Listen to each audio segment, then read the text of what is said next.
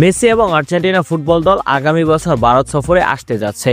14 বছর পর Argentine football দলকে দেখা যাবে ভারতীয় উপমহাদেশে। 2011 সালে প্রথম ভারতে এসেছিলেন মেসি এবং আর্জেন্টিনা ফুটবল দল। সেবার কলকাতায় ভেনেজুয়েলার বিপক্ষে প্রস্তুতি ম্যাচ খেলেছিল আর্জেন্টিনা।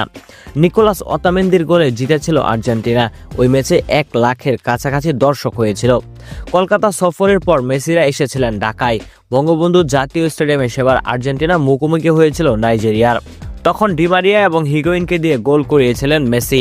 3-1 গোলে ম্যাচটি জিতেছিল আর্জেন্টিনা। গতকাল ভারতের কেরালায় ক্রীড়ামন্ত্রী বি আব্দুর রহমান জানিয়েছেন 2025 সালে বিশ্বকাপ জয়ী আর্জেন্টিনা ফুটবল দল খেলতে আসবে কেরালায়। সে দলে থাকবেন মেসিও। আর্জেন্টিনা সরকার এবং তাদের ফুটবল ফেডারেশনের সঙ্গে প্রাথমিক কথাবার্তা হয়ে গিয়েছে বলে জানিয়েছেন তিনি। মেসিদের আসার সব খরচ বহন করবে কেরালা সরকার। বাংলাদেশ সহ পুরো ভারতীয় উপমহাদেশে কত ভক্ত তা হয়তো মেসি এবং আর্জেন্টিনা কল্পনা করতে পারবে না।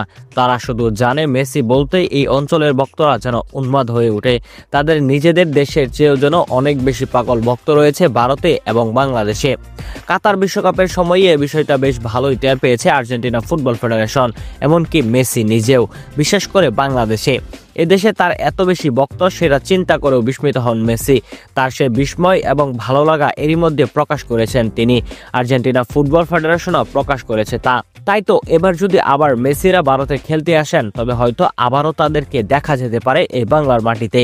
প্রিয় দর্শক, আপনারা কারা কারা মেসি সহ পুরো আর্জেন্টিনা টিমকে বাংলাদেশে দেখতে চান তারা অবশ্যই আমাদেরকে কমেন্ট করে জানান।